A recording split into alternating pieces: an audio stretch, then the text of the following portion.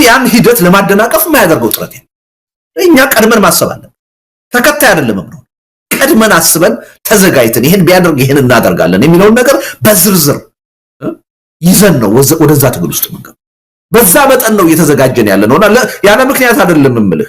አሁን እኛ ባሰብነው መልኩ ይሄን ህዝባዊ ቢተኝነት ካስነሳ ነው እኔ ምናልባት በዓለም በከፍተኛ ዝግጅት የተካሄደ ህዝባዊ ቢተኝነት ነው የሚሆነው። በከፍተኛ ጥንቃቄ የተካሄደ ህዝባዊ ቢተኝነት ነው። ይሄ ደግሞ ውጤቱን ይወስናል። ውጤቱን መልካም ያደርገዋል። ያሰብነውን ነገር የማሳካት እድሉን ሰፊ ያደርገዋል እና በዛ ደረጃ መታየት አለበት። ሌላው የግንቦት የሚለው ያው በልቦለድ መጽሐፍ ውስጥ ተካቶ ስለነበረ ማንፌስቶ አንድ ስም ያስፈልገዋል ብዬ አምኜ ነው ግንቦትን የመረጥኩት። አሁን ደግሜ ግንቦትን አስቀምጬዋለሁ ያለ ምክንያት አይደለም። አሁን የሥርዓቱ ያገዛዙ ፕሮፓጋንዳ የግንቦቱ ምርጫ ነው። ህብረተሰቡ ይሄን በጥንቃቄ ማየት አለበት። ኢትዮጵያ በምንም ተአምር በምርጫ የሚፈታ ችግር የላት። የግንቦቱ ምርጫ ችግሩን ያባብሰዋል እንጂ ወይም ደግሞ መፍረሳችንን አይቀሬ ያደርገዋል እንጂ የሚፈታልን ችግር የለም። ይሄ የግንቦት ማንፌስቶ ግን ችግራችንን እንድንፈታ ማድረግ ነው። ስለዚህ መንግስትና አጫፋሪዎቹ ትኩረታቸው የግንቦቱ ምርጫ ላይ ሲሆን ሌሎቹ ተቃዋሚዎቹና ደግሞ የነሱ ደጋፊ የሆነው ህዝብ ሚዲያው ትኩረታችን መሆን ያለበት የግንቦት ማንፌስቶ ላይ ነው። ነገር ግን ግንቦት ላይ ነው ወይ ይሄን መጠበቅ ያለብን የሚለው ነገር ነው ዝግጅታችን ነው። ከግንቦትም በኋላ ሊሆን ይችላል፣ በግንቦትም ሊሆን ይችላል፣ ከግንቦትም በፊት ሊሆን ይችላል። መቼ ነው የሚለውን ነገር የሚወስነው የኛ ዝግጅት ነው። መሬት ላይ ያለው ነባራዊ ሁኔታ ከበቂ በላይ ፈርታይል ነው፣ ተዘጋጅቶ ያየ ነው።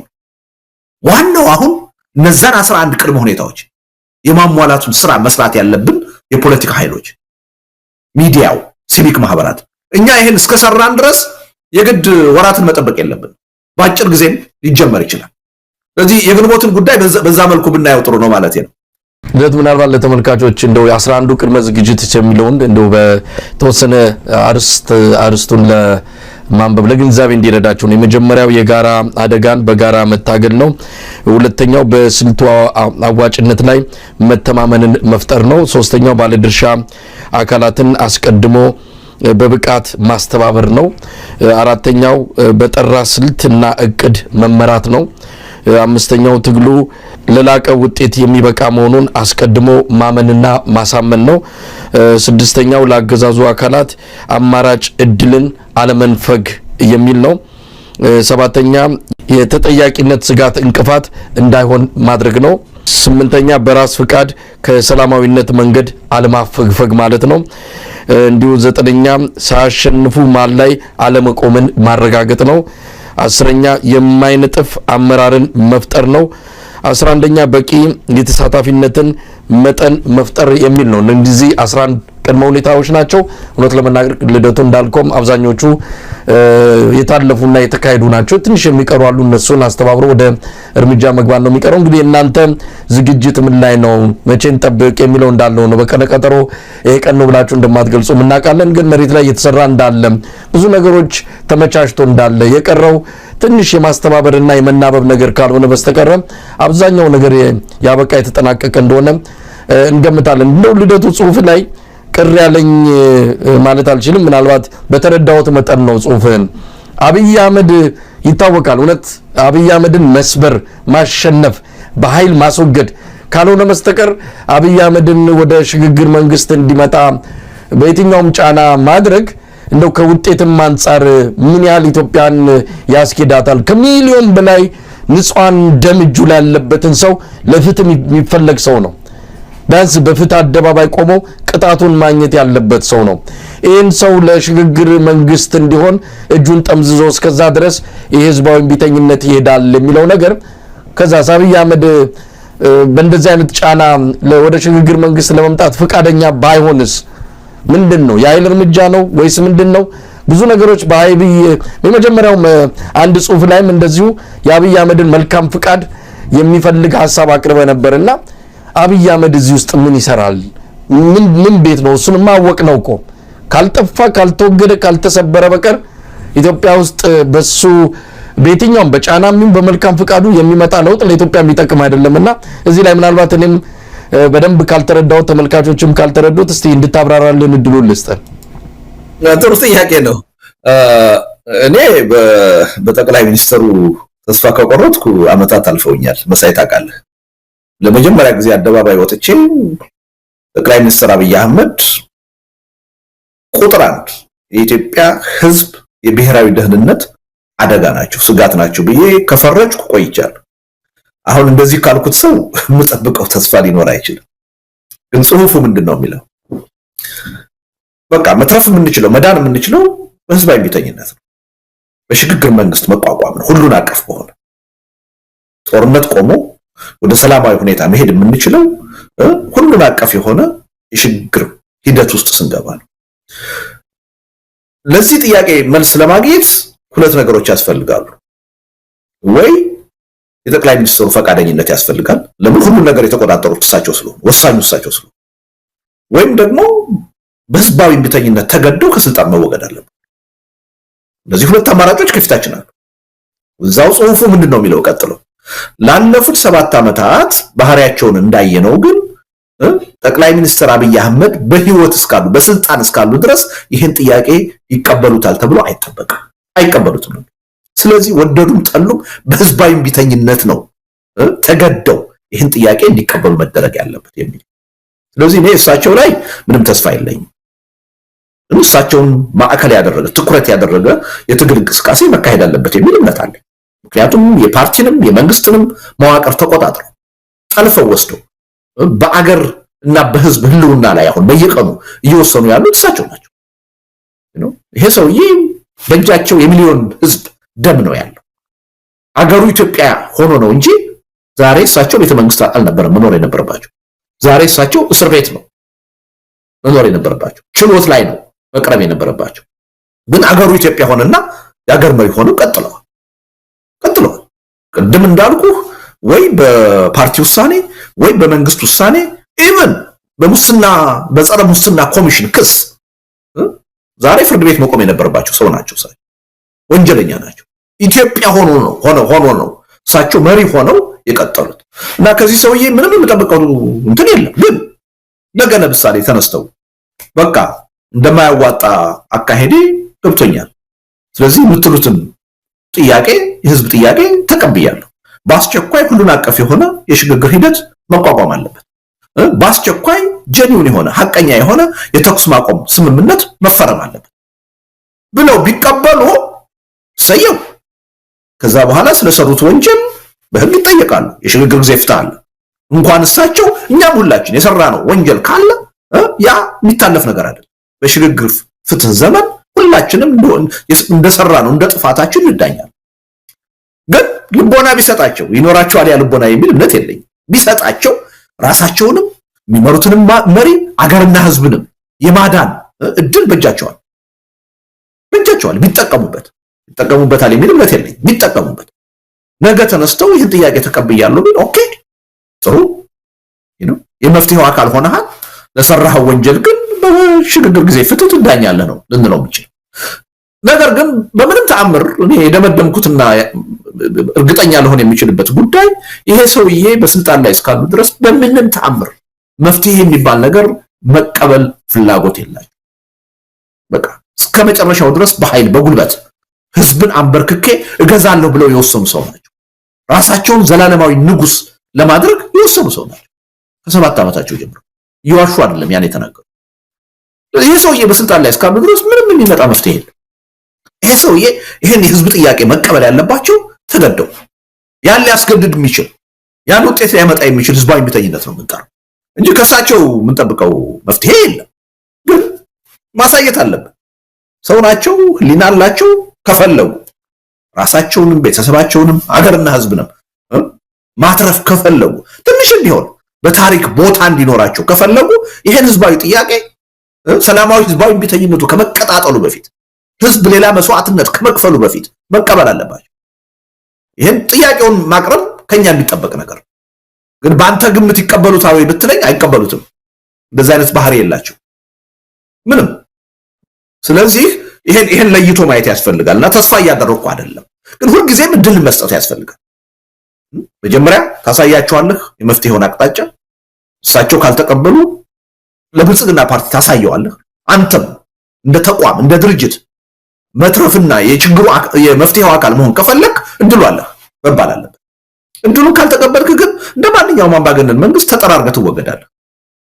ከዛ በኋላ በህግ ነው ያንተ ጉዳይ የሚታየው። የመፍትሄው አካልም አትሆንም ተብሎ መነገር አለበት። ሪሊ ከኛ የሚጠበቀውን ነገር ሁሉ እያደረግን በሆደ ሰፊነት በኃላፊነት ስሜት የምንሰራ መሆናችንን እያሳየን ነው እነሱን ቻሌንጅ ማድረግ ያለብን። ያ በህዝቡ ውስጥ የሞራል የበላይነት ይሰጠናል፣ ጉልበት ይሰጠናል። በዓለም አቀፉ ህብረተሰብ በኃላፊነት የምንሰራ ነገ መንግስትን እንኳን ብንተካ ይችን ሀገር ወደ በጎ ነገር የምናሸጋግር መሆኑን መተማመን መፍጠር ያስችላል። ለዚህ ነው አሁን ይሄ ትግል የሚካሄድ ከሆነ አስቀድሞ መሟላት ያለባቸው ነገሮች አሉ። እነሱን በከፍተኛ ፍጥነት ሌት ተቀን ሰርተን ማሟላት አለብን። ሁለት ነገር በዋናነት ማለት ነው። ድርጅቶች ተሰባስበው በሚኒመም አጀንዳ ይሄን ትግል መምራት አለባቸው። በቁጥጥራቸው ስር ማድረግ አለባቸው የትግሉን አመራር። ይሄ አስፈላጊ ነገር ነው። ይሄን ለማድረግ ሁለት ነገር ያስፈልጋል። የጋራ አጀንዳ ያስፈልጋል፣ የድርጅት ስብስብ መዋቅር ያስፈልጋል። እሱን ነው እየፈጠርን ያለ ነው። አሁን በጣም በከፍተኛ ደረጃ በተፋጠነ ሁኔታ እየሄደ ነው። ሁለተኛው ምንድነው? መንግስትን ከስልጣን ማውረዳችን ብቻ ግብ አይደለም። መንግስትን ለማውረድ ተብለው የተካሄዱ የለውጥ ሂደቶች ምን ያህል ችግር ውስጥ እንደገቡ አይተናል በታሪካችን። እኛ ከዛ ትውልድ የተሻለ መሆን አለበት። ስለዚህ የተሻለ ዝግጅት ማድረግ አለብን። ያ ዝግጅት ምንድነው? አንዱ ይሄን መንግስት ከስልጣን ካወረድ ነው በኋላ አስተማማኝ የሆነ ዘላቂ የሆነ ስርዓት እንደምንፈጥር የሽግግር ሰነድ አዘጋጅተን በዛ ላይ ተወያይተን መተማመን አለብን። ግባችን መጣል ብቻ ሳይሆን በወደቀው የተሻለ ነገር መተካት እንደሆነ ለኢትዮጵያና ለህዝቧ ዘላቂ መፍትሄ ማምጣት እንደሆነ ከድል በኋላ አይደለም፣ ፖስት አብይ አይደለም፣ ያኔ ቅድመ አብይ ማሳየት አለብን። ህዝቡ በእኛ እንዲተማመን፣ ዓለም አቀፉ ህብረተሰብ በእኛ እምነት እንዲኖረው ማድረግ አለብን።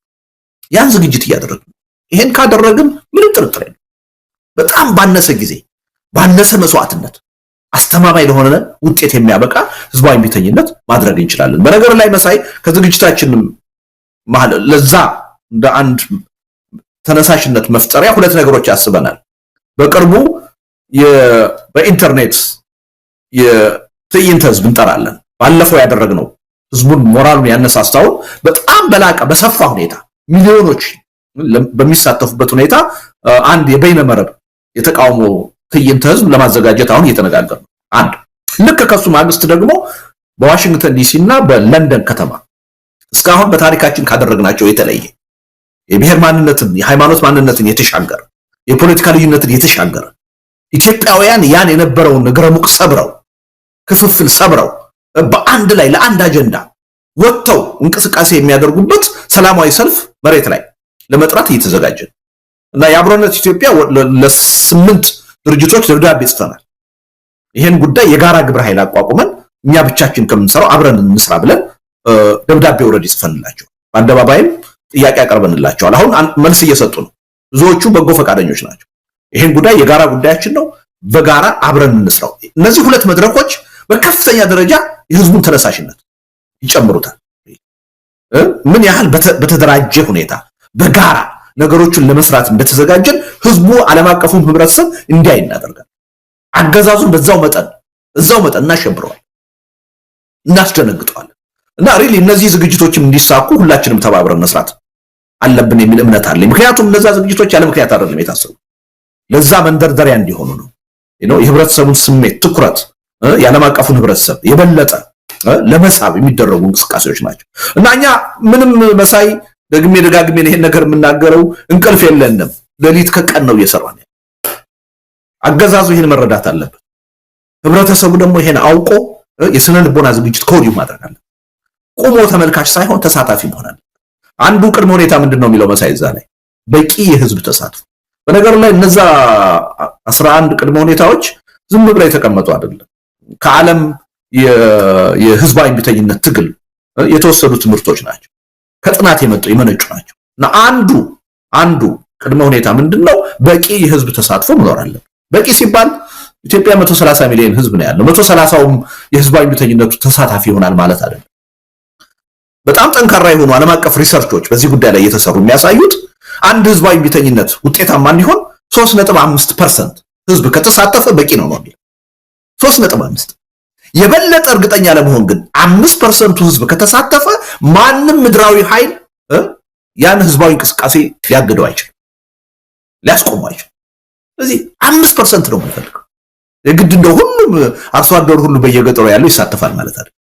ከኢትዮጵያ ህዝብ 5%ን ካሳተፈን በእርግጠኝነት በ45 ቀን ውስጥ ይሄን ህዝባዊ እምቢተኝነት ውጤታማ እናደርገው። ኢቭን አብዛኛዎቹ ጥናቶች የሚያሳዩት 3.5%። እኛ ግን እስከ 5% መሄድ አለብን የሚል እምነት አለ። ለዛ ደግሞ የህዝቡ ብዛት ራሱ ጥሩ ድል የሚፈጥር ነው፣ ለኛ የተመቸ ነው። አጀንዳው የጋራ መሆኑ የበለጠ ድል የሚፈጥር ነው። የኔ ጉዳይ አይደለም ሊል የሚችል ኢትዮጵያዊ አሁን የለም። ያው በስልጣን ወይም በጥቅም የተገዛ ሰው ካልሆነ በስተቀር ለራሱ እየዋሸ የሚኖር ጥቅመኛ ሰው ካልሆነ በስተቀር ማንም ኢትዮጵያ ውስጥ አሁን የተጠቀመ የለም፣ ያልተጎዳ የለም። እና ሁሉንም ህዝብ የሚመለከት እና ያን ቁጥር ማችም ለማድረግ በጣም ምቹ ሁኔታ ነው ያለው። እና ሪሊ እያንዳንዶቹ ነገሮች እዛ ላይ የተቀመጡት እንዲሁ ዝም ብለው የተቀመጡ አይደሉም፣ ከጥናት የመነጩ ናቸው። አጠቃላይ ላለፉት 100 ዓመታት የተካሄዱ የህዝባዊ እምቢተኝነት እንቅስቃሴዎች በመገምገም የተቀመጡ ነጥቦች ናቸው። እና ከነሱ ነጥቦች ውስጥ አንዱ ወይም ሁለቱ ካልተሳካ ችግር ይፈጥርብናል። አሟጠን ነው መዘጋጀት ያለብን፣ አሟጠን። ይሄን ካደረግን ቢልምቢ እስካሁን በኢትዮጵያ የተደረጉ ስህተቶችን አንደግም። ከታሪክ ተምረናል ማለት ነው። ከራሳችንም ታሪክ ተምረናል ማለት ነው። ከሌሎች ሀገሮችም ተምረናል ማለት ነው። አሁን ማዳጋስካር የሆነውን አይተሃል አይደል? የንዚዎች ተነሱ ጣሉት። ግን ማን ነው ስልጣኑን የወሰደው? ወታደሩ ነው የያዘው። የኛ ግን እንደሱ አይሆንም። እነሱ በእኛ መጠን አልተዘጋጁማ። ብሶቱ ገነፈለ፣ የሆነ ነገር ስፓርክ አደረገው፣ ወጡና አጥለቀለቁ። አምባገነኑ መሪ ጥሎ አገር ጥሎ ለመሄድ ተገደደ። የኛ ግን ከዚህ ሁሉ የተማረ ነው። ከራሳችን ያለፈ ታሪክ የተማረ ነው። አሁን እየተካሄዱ ከአረብ ስፕሪንግ ተምረናል። አሁን ከጀንዚ ሙቭመንት እየተማረ ነው። የኛ በቂ ዝግጅት የተደረገበት ከነዚህ ሁሉ ሂደቶች የተማረ። ስለዚህ በጣም በአነስተኛ ጊዜ በአነስተኛ መስዋዕትነት ለላቀ ውጤት የሚያበቃ ህዝባዊ እምቢተኝነት ነው የሚሆነው። በዛ ኃላፊነት ነው ደረጃ ነው እየተዘጋጀን ያለ ነው። መሳይ በጣም በምትለው መልክ ዝግጅቱ አለ ወይ የሚለውን ትንሽ እንደው ህብረተሰቡ በደንብ መሬት ያዘና በደንብ እምነት በሚጥልበት ሁኔታ አሁን የምትለው ዝግጅት ተደርጓል፣ ብዙ ነገሮች አድርገናል ሲባል ምን ያህል የሚታይ ለምሳሌ አብሮነት የሚያደርገውን እንቅስቃሴ እናያለን። ግን ከሌሎች ለምሳሌ በኢትዮጵያ ውስጥ ያሉ ተቃዋሚ ፓርቲዎች ገና አልተዘጋጁም። እንደውም ስለምርጫ ነው ከምርጫ ቦርድ ጋር ፍጥጫ ውስጥ የገቡት እንጂ ይሄ ገፍቶ በራቸውን ሊያንኳኳ ደጃፋቸው የደረሰውን ህዝባዊ እምቢተኝነት እንኳን በደንብ በቅጡ ተረድተው የኛ ሚና ምንድነው የሚለው ላይ ከውሳኔ እንኳን መድረስ አልቻሉም። ውጭ ያለው ዲያስፖራውም ገና ውሃውም አልሞቀም እና ዝግጅት አድርገናል ተጠናቋል ከሌላው የተሻለ ነው ስትል ምንድነው መሬት ላይ ሊታይ የሚችል ምን ነገር አለ? እንደው አሁን እዚህ ላይ ልገልጸው የምትችለው? አዎ ከይቅርታ ጋር ዝግጅቱ ተጠናቋል አላልኩም። በከፍተኛ ደረጃ እየተዘጋጀ መዘጋጀት ብቻ አይደለም፣ በጣም ተስፋ ሰጪ ሁኔታዎችም ለውጦችም እያየን ቅድም ጠቅሼልሃለሁ። እኔ እናንተ እኮ የዛሬ 5 ወር 6 ወር በሰላማዊ ህዝባዊ እምቢተኝነት ጉዳይ ስንከራከር ነው የነበረው አይደል? አሁን ግን በጋራ ነው እያሰብን ያለ ነው። በቃ ሁላችንም አምነንበት ወደዛ አቅጣጫ የጋራ ጥረት እናድርግ ነው እያልን ያለ። ታስታውሳለህ የዛሬ ዓመት ጦርነት ይቁም ብለው አገር ቤት ያሉ ተቃዋሚዎች እንቅስቃሴ ሲያደርጉ አብዛኛዎቹ የታጠቁ ኃይሎች ደስተኛ አልነበሩ። ልክ የነሱን ትግል የሚጠልፍ አንደርማይን የሚያደርግ አድርገው ነበር ያዩት። አሁን ግን ለነሱም የሚጠቅም መሆኑን አምነው ተቀብለው እነዘመነ ካሴ ሳይቀሩ በአደባባይ ወጥተው ህዝባዊ እምቢተኝነትን እየቀሰቀሱ ነው። አየህ፣ ስለዚህ ፖለቲካው ማቹር እያደረገ ነው፣ የተሻለ ነገር እየተፈጠረ ነው። እና ዝግጅት አጠናቀናል አላልኩም። በከፍተኛ ደረጃ ዝግጅት እያደረግን ነው። ለመጠናቀቅ የሚቀራቸው ነገሮች አሉ። ያ ደግሞ ሊጠናቀቅ የሚችለው በሁላችንም ርብርብ ነው። ስለዚህ እሱን ታሳቢ ማድረግ ያስፈልጋል። እና አሁን 8 ድርጅቶች ኦልሬዲ ደብዳቤ ጽፈናል። እነዛ ኢትዮጵያ ውስጥ ያለውን ማህበራዊ መሰረት ግምት ውስጥ አስገብተን እኔ ኢትዮጵያንስት ነን የሚሉ ኃይሎች የሚሳተፉበት ነው። የአማራ ኮሚኒቲ የሚሳተፉበት ነው። የኦሮሞ ኮሚኒቲ፣ የትግራይ ኮሚኒቲ፣ የደቡብ ኮሚኒቲ፣ የሶማሌ ኮሚኒቲ እነዚህ ሁሉ የሚሳተፉበት ነው። አሁን ተመሳሳይ ስራ የምንሰራ ስብስቦች አለን። እዚህ ቨርጂኒያ ከዚህ በቅርብ ጊዜ የተቋቋመ ፎረም አለ አይደለም? እናቶ ጀዋር፣ እኔ፣ ሌሎችም ሰዎች ያለንበት እሱ ጋር አሁን እየተነጋገርን ነው። ምናልባት ዛሬ ወይም ነገም ስብሰባ ይኖረናል በዚህ ጉዳይ ላይ ለመነጋገር። የደቡብ ፓርቲዎች እና የፖለቲካ ኃይሎች የተሰባሰቡበት አካል ኦልሬዲ ለጥያቄያችን መልስ ሰጥቷል። የጋራ ግብረ ኃይል ተቋቁመን ይህን እንቅስቃሴ መጀመር አለበት የሚል እና ሪሊ ያንዳንዱን ቀንኛ እየተጠቀምንበት ነው። አገር ቤት ያሉ ፓርቲዎች ጋርም እንዲሁ ዝም ብለን ማንገናኛ አድርገህ እንዳታስበን ማለት ነው። ግንኙነት አለ፣ እንነጋገራለን። ህጋዊ ፓርቲዎች ናቸው፣ ሰላማዊ ፓርቲዎች ናቸው። የዚህ ጉዳይ ዋና ባለቤት መሆን አለባቸው ብለን እናምናለን እነሱ። ስለዚህ ከነሱም ጋራ በተቀናጀ ሁኔታ፣ በተናበበ ሁኔታ፣ በተባበረ ሁኔታ ነው ምንሰራ። ግን ደግሞ የምናደርገውን ዝግጅት መሳይ በእያንዳንዱ ቀን እየመጣን ሚዲያ ላይ እናቀርባለን ማለት አይደለም። የፖለቲካ ጉዳይ ነው። በአደባባይ የምንናገረው ዝግጅት ይኖራል። ከአደባባይ ውጭ ደግሞ በሚስጥር የምንሰራው ዝግጅት ይኖራል። ባይዘው ሰላማዊ ትግል በሚስጥር ይመራል፣ መብት ነው። የግድ በአደባባይ ማድረግ የለብን። በአደባባይ የምታረጋው በአደባባይ ታደርጋለህ። ካገዛዙ ባህሪ አንፃር ደግሞ በሚስጥር መያዝ አለብኝ የምትለው በሚስጥር ታደርጋለህ። እንኳንስ አይደለም አገር ቤት ያሉ ፓርቲዎችንና አገዛዙ ውስጥ ያሉ ኃይሎችን አድሬስ እያደረግን ነው፣ ኮንታክት እየፈጠርን ነው። በጣም በከፍተኛ ደረጃ በግልጽ እንኳን ባይችሉ ውስጥ ለውስጥ ከኛ ጋር ለመስራት የሚፈልጉ ብዙ ያገዛዙ ባለስልጣናት እንዳሉ እያየን ነው። ኮንታክት እየፈጠርን ነው። አይደለም ከተቃዋሚ ኃይሎች ጋር ማለት ነው። ግን ያን ሁሉ እያወጣን በአደባባይ ከነከሌ ጋር ከነከሌ ግን ልንላችን በዛ ደረጃ ነው የምንዘጋጀው። አገዛዙን ራሱ ከውስጡ ሊያፈርስ የሚችል ሊከፋፍል የሚችል ሰዎች አደጋው ታይቷቸው በብልጽግና ውስጥ ያሉ ሰዎች አስቀድመው ነገሮች እንዳይመለሱ ሆነው ከመበላሸታቸው በፊት ሰልፋቸውን ከህዝብ ጋር እንዲያደርጉ ይህን ጥረት እያደረግን ነው። በዚህ በአደባባይም እየነገርናቸው ሳይረፍድባችሁ ሳይመሽባችሁ ከህዝብ ጋር ቆሙ። ይህ አገዛዝ የትም ይዟችሁ የሚጠፋ አገዛዝ ነው እንጂ ለምን የሚጠቅማችኋል? ለጊዜው ለመወዝ ሊከፍላችሁ ይችላል። ኢኮኖሚ ጥቅም ይሰጣችኋል፣ ስልጣን ይሰጣችኋል። በዘላቂነት ግን የራሳችሁንም የቤተሰባችሁንም የሀገራችሁንም የህዝባችሁን ህልውና አደጋ ውስጥ የሚጥል መንግስት ነው። ከዚህ መንግስት ጋር መንገታገት የትም አያደርስም። ግን በአንድ ጊዜ ሁሉም ወጥቶ ደግሞ እንዲሰራ አንጠብቅ። ሚስጥራዊ ግንኙነት የሚያደርጉ ሰዎች ይኖራሉ ከኛ ጋር አብረው የሚሰሩ እየለቀቁ ደግሞ በአደባባይ እንደነ ታየ ደንዳ በድፍረት ወጥተው ከዚህ መንግስት ጋር አልቀጥልም፣ ይሄ መንግስት ጨካኝ ነው፣ አረመኔ ነው፣ ከህዝብ ጋር አስተላለፌን አድርጌያለሁ የሚሉ ሰዎች ደግሞ መምጣት አለባቸው። እና በሁሉም ዘርፍ ነው እየሞከርን ያለ ነው። እና አንዳንዴ እንደው በየቀኑ ወጥተን መግለጫ ካልሰጠን የሆነ ነገር አቁመናል ማለት አይደለም። እኔ ደጋግሜ ተናገረ እንቅልፍ የለም፣ ለእንቅልፍ የለኝ ኦልሞስት 24 ሰዓት ነው የምሰራው በዚህ የግድ። ምክንያቱም ይሄ ሀገር ነው። አዎ እንገናኛለን ከዚህ በኋላማ አንተም ራሱ በእድክበት ባለፍክበት ሁሉ እየተከተልን ምን አደረሳችሁት ብለን እንጠይቃለን። ምክንያቱም ተጀምሯል። አሁን በቃ መጋረጃው ተገልጧል። ምንድነው መቀነቱም ተፈቷል። ከዚህ በኋላ ወደኋላ የምንመለስበትም አይደለም።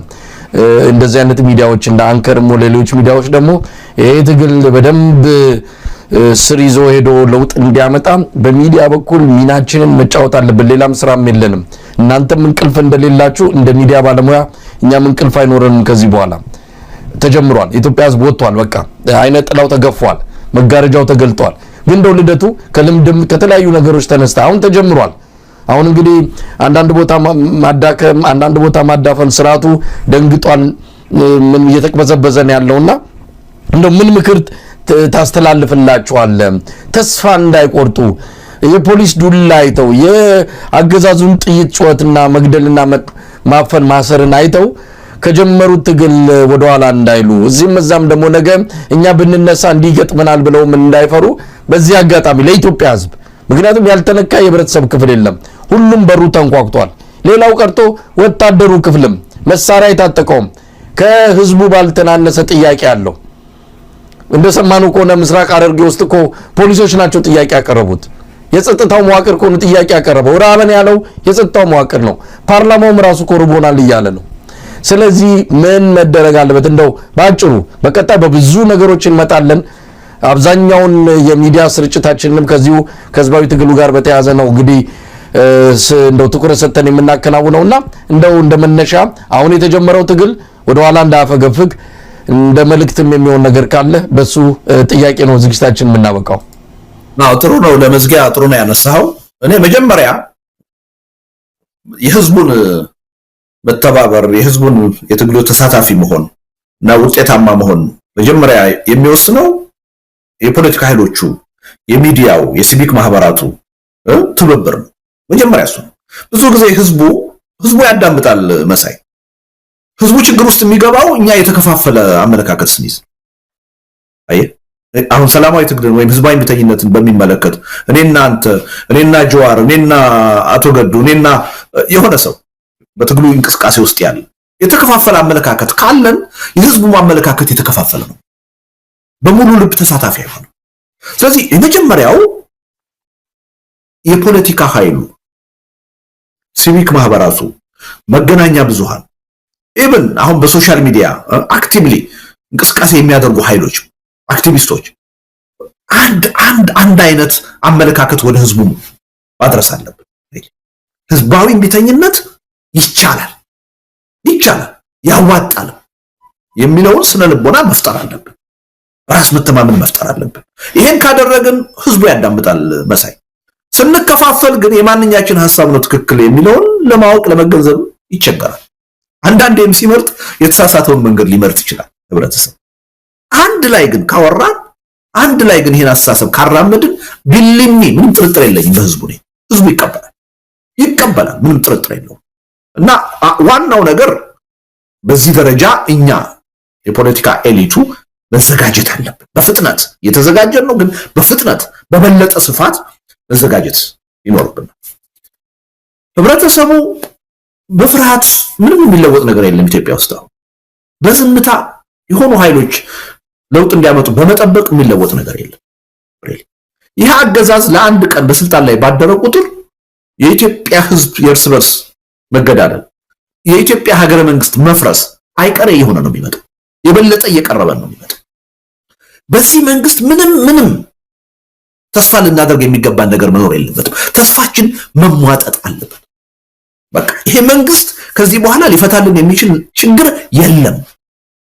ስለዚህ አሁን እኛ የፖለቲካ ኃይሎችም ሚዲያም ህዝብም ይሄ መንግስት ጥሩ መንግስት ነው ወይስ አይደለም፣ ክፉ ነው ወይስ አይደለም፣ ዛሬ እንዲህ አደረገ ነገ እንዲህ አደረገ የሚለው ላይ አይደለም ትኩረት ማድረግ ያለው። ይሄ ጨካኝ ሆነ ለህዝብ የማይበጅ መሆኑን ያረጋገጠው መንግስት እንዴት ነው በህዝብ ትግል መንበርከክ ያለበት መሸነፍ ያለበት በሚለው ጥያቄ ላይ ነው ማተኮር ያለበት። ህብረተሰቡም አሁን ችግርን መቁጠር ምንም ጥቅም የለም።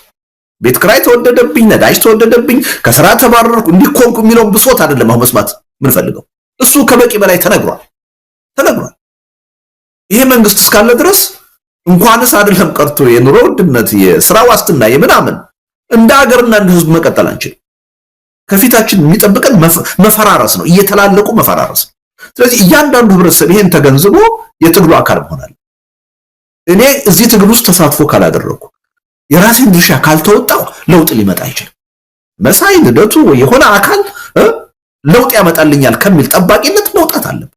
እኔ ራሴ ማዋጣት አለብኝ፣ ጉልበት ማዋጣት አለብኝ፣ ዕውቀት ማዋጣት አለብኝ፣ ገንዘብ ማዋጣት አለብኝ፣ ካስፈለገ መስዋዕትነት ዋጋ መክፈል አለብኝ ብሎ መዘጋጀት አለብኝ።